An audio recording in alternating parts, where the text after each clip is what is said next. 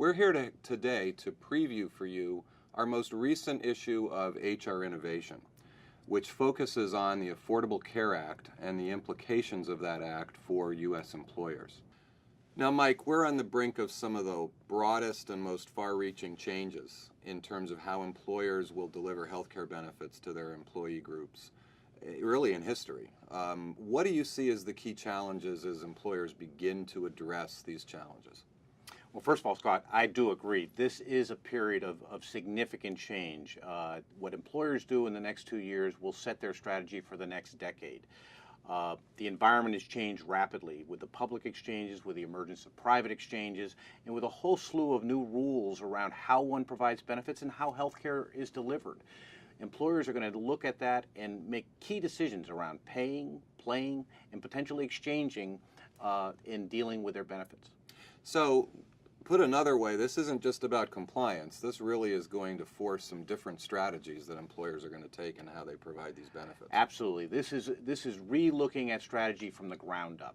This is no longer a continuation of the status quo. We have a brand new environment with a lot of new incentives, and employers need to take a fresh look at what they're doing to optimize their programs going forward. Any differences across industries or based on demographics that different employers will have that may guide their choices? Absolutely. Industry plays a very key role. A lot depends on the nature of the population that they're providing benefits to, their incomes, and their access to subsidized coverage in the exchanges. We see some industries standing out above the others in terms of the amount that they're impacted by this. And those companies really are taking a hard look at their benefits. Industries like healthcare or retail, even industries that have freelance workers. All those industries are significantly impacted by ACA, and they are taking a fresh look. Is that going to possibly change the way employers look at things like dependent care and eligibility and things like that as well across some of these population groups? Yes, it's not just limited to whether or not you provide coverage to employees. You have to look at all the eligible classes. It's really only the employees where you actually pay a fine if you don't provide coverage. It's all the eligible classes, though, that now have affordable care available to them in the open market through subsidies and the public exchanges. So while we're looking at some of these large strategic changes, companies continue to have to monitor and measure and manage what they currently have in place. I know one area of pretty big change right now is in pharmacy benefit programs. Can you talk about some of the trends there and some of the innovations we're seeing companies implement? Sure.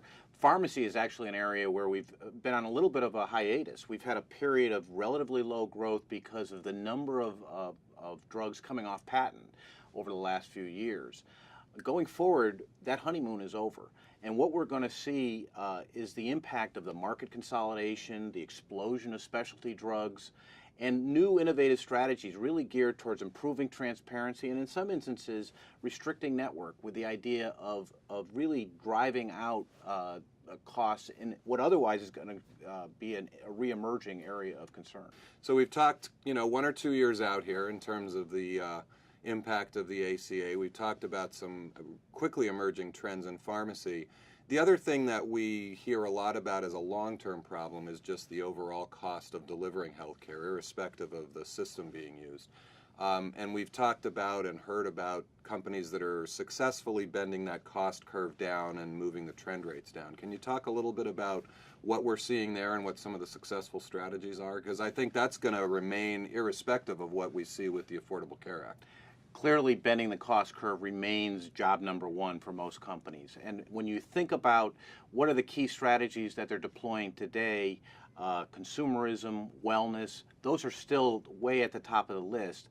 But what's changing is taking a stronger look at what the underlying cost drivers are and accelerating some of those processes, delivering more accountability into consumerism and health management strategies.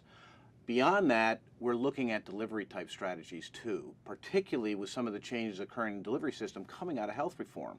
How do employers deploy that and take advantage of that to bend the cost curve on their benefit programs? That sounds great, Mike, and a really lot of interesting things going on, a lot of work to be done, but sounds like some great opportunities for our clients to really improve the delivery and as well as address some of the cost issues they have around health benefits.